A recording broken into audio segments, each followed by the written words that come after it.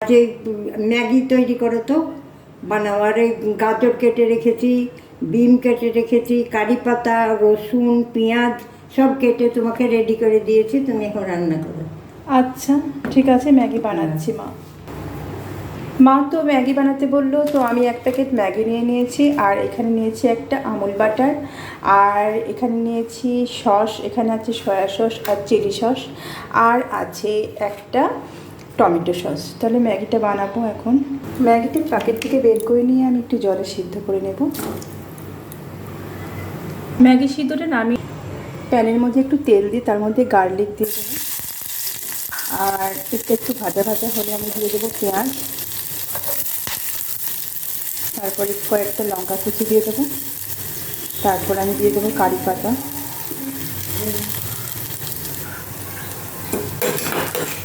একটু ভেজে নিয়ে তারপর আমি দিয়ে দেবো, একটু ভাজা ভাজা হয়ে গেলে আমি দিয়ে দেবো গাজর, আর তারপর দিয়ে দেবো পেঁয়াজগুলো, তারপর দিয়ে দেবো পরিমাণ মতো লবণ, তারপর দিয়ে দেবো পরিমাণ মতো হলুদ। এরপর এটা একটু ভাজা ভাজা হয়ে গেলে আমি দিয়ে দেবো জল।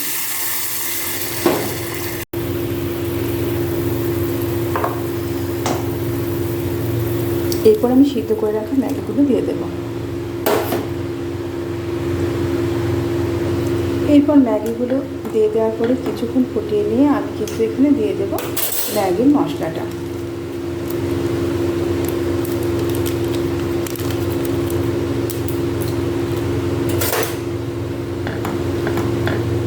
তারপর একবার নাড়াচাড়া করে নিয়ে আমি এখানে দিয়ে দেব একটু চিলি সস আর একটু সয়া সস। এরপর আমি একটু আমুল বাটার যোগ করে দেব। তারপর আমি দিয়ে দেব চিলি সস,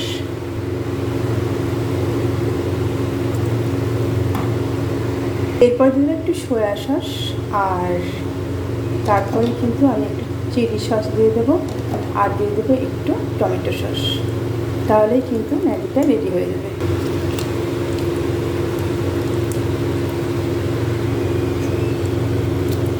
ওমা, এই দেখো ম্যাগি হয়ে গেছে।